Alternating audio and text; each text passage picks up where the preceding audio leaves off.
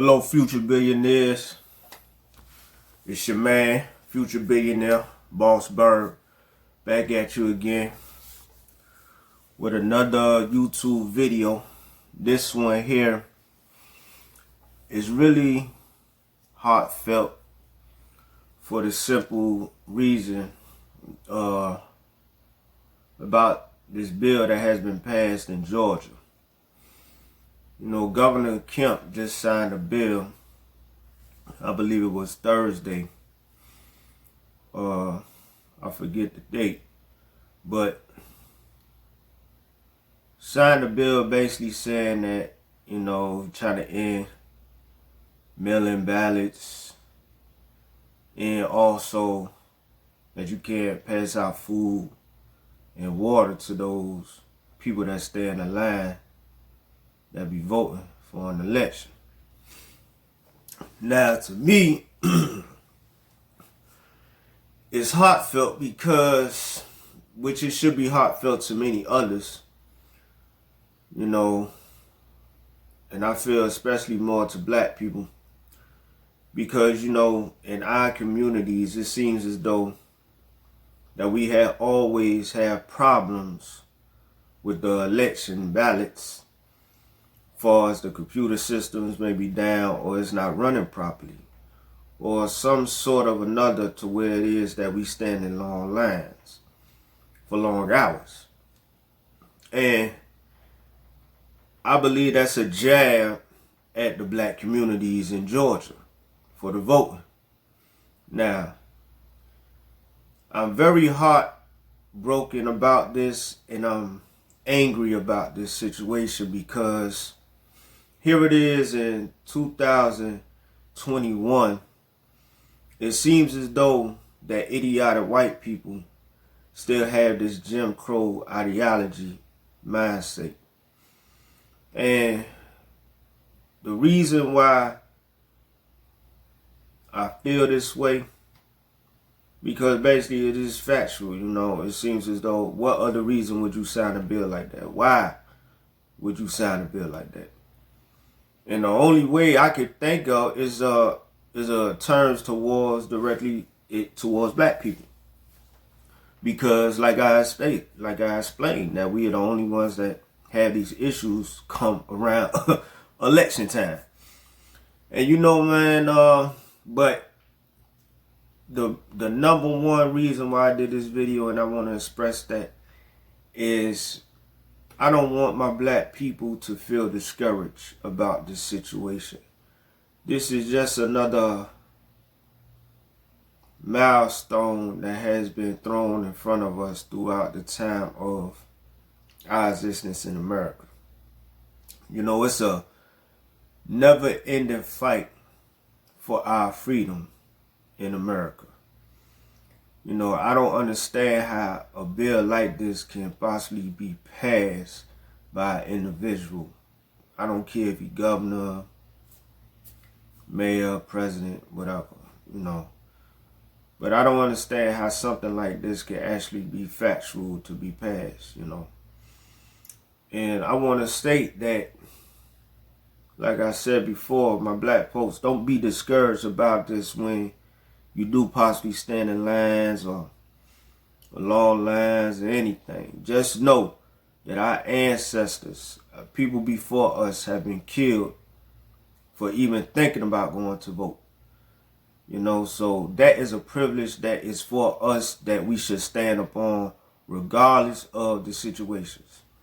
But one thing I hope that does not happen is that the police, if they are ever around these election lines, that they do not act a fool for if we bring our own personal water and drinks or any other thing. Because I feel as though at this time, at the COVID-19 spreading, that this should be on the forefront of everybody's list, instead of signing some bills as what has been signed. So that lets you know that they have some ill intentions all around the board. And it makes me think that they are a part of, you know, the reasons why it be delays within these election ballots, or when we are standing in line. And it also gives me a clarification that they have stole the ballot from Congresswoman Stacey Abrams. It lets me know that for you to sign something like this, you understand? So, you know, these people are wicked, man. These people are cold-blooded and not to be trusted. You know, so I had a conversation with my aunt. You know, she said it's good to have white friends. You know, all white people ain't good, ain't bad white people. But you know, the things that they have done in the past, it makes me look at them different. Like, I can't trust you even now, even if you ain't racist.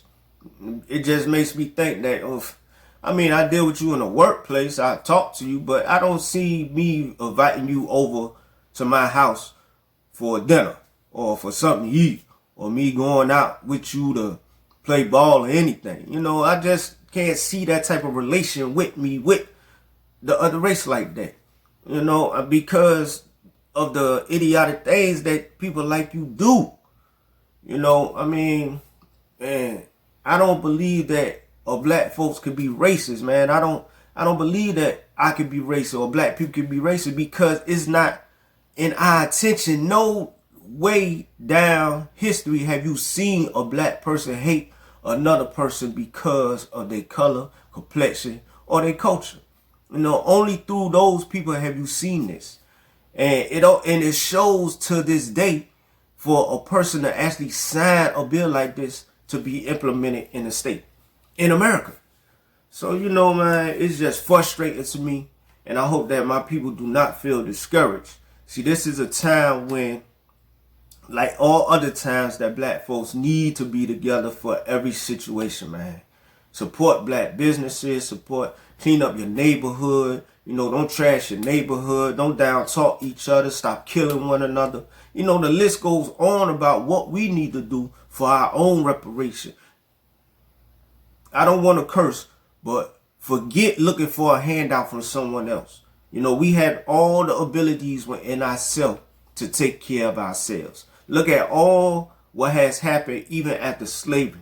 After slavery, black communities had gotten together and built their own communities. We were the Black Wall Street. If you know anything about the Black Wall Street, it's a Black Wall Street in many cities and states. It may have been smaller in some and larger in others. But black folks have always looked within themselves to find something for themselves. You know, and it's just like for us building this country, man. Our ancestors have built this country. Without us, without our ancestors, how far do you think America would have been? You know, I understand it was done out of not our will, but however, it was still done. You know, and we took care of that. And they know that people like that know that we really don't need them. And so for us to act the way that we acted towards each other, man, we can get a lot further if we all bond together. If we all get together, possibly like in the 60s and the 70s and the 50s. You know, we will keep that mind state. And that goes back to the teaching of Dr. Martin Luther King. And I say Dr. Martin Luther King because he was a doctor. There's doctor in front of his name, so this is how we should address him, as Dr. Martin Luther King. I'm tired of people saying Martin Luther King. No, it's Dr. Martin Luther King. You know, put that emphasis and title on that man's name. You know, he died for us, so we should honor him as his whole name. So therefore, what I wanted to express was, you know, he had fought for equality in America. But that didn't mean for us to leave our neighborhoods, leave our communities, and flourish other communities. That did not mean that. That means that we can go around as we please. Yes, we can go around as we please. We can spend our money there, spend our money here. But it wasn't for us to leave our communities in the back. It wasn't to turn our back on our communities. No, that was not the reason for this man. For what I understand and what I perceive out of everything that he's done or that he spoke of, yeah, it was for equality in America. But it wasn't for us as a community to turn our backs on our own communities. You know, so I'm deeply touched and felt by the situation that has happened in Georgia due to Governor Kemp signing a bill. And not only in Georgia, there's other laws that's implemented inside this Constitution and amendments that need to be changed, that need to be wiped out totally. Because I believe once these bills change, America will see a whole different way of life, a whole different way of thinking. You know, those laws in the Senate and Congress, those laws is what triggers their mind state to keep on with the bullshit. You know, for real. Those laws is what trigger their mind to keep on with everything that they come about to suppress a people. Because just to be honest, these laws that was not made for us in mind. Because we was not considered men and women. We were considered cattle. So it's still those people that had that in their mind that we are still considered cattle. And we ain't got no right to talk. And you see what happened to the woman that knocked on the door. She was arrested for knocking on the door. Come on, man. Come on, man. Listen, man, black people, we need to stand up for the right cause. I'm not saying go out there and violate and be violent, burn buildings and kill people. I'm not saying that. I'm saying it's time for us to use our intelligence, which God has given us, to sit together, stop spending our money outside of the communities, bring our money to the communities, vote for those people that you going to see that's going to make a change for us and continue to make a change for our loved ones and our little ones. Point blank. How is that so hard to see? We are so trapped up in diamonds and jewelry and money, all things that will be there in the future. When we dead and gone, that money will still be there. And it's enough money for everybody, but still we want to be stingy and kill each other for it. Why? And then, do you think that because you got more money that you will be looked upon as the people that's making these laws to hold us back? Do you think that you will be honored amongst them? They don't care if you a multi-millionaire. Like Kanye West said, you still a nigga in the coop. You still a nigga in the coop. Like JC, a monkey in the soup. Come on, man. Let's be realistic about what's going on in the world today. And hopefully it won't continue in the future. This is Boss Bird, future billionaire, giving my people some word of advice, man. For us to stick together, for us to stand still on the things that is right for us as a people in our communities. Man, I love y'all so much dearly because I love myself. I love myself enough to love you.